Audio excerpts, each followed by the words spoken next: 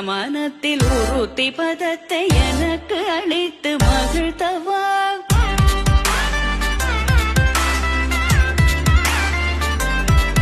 ஒரு தனித்த வனத்தில் அனைத்து எனக்கு உணர்ச்சி கொடுத்து முகிழ்த்தவா.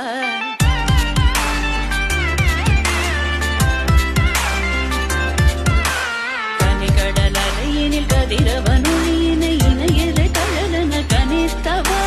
கதறி மனமுருக நான் அழைக்கவோ இதர மாதருடன் நீ கழிக்கவோ. இது தகுமோ, இது முறையோ, இது தர்மம் தானோ.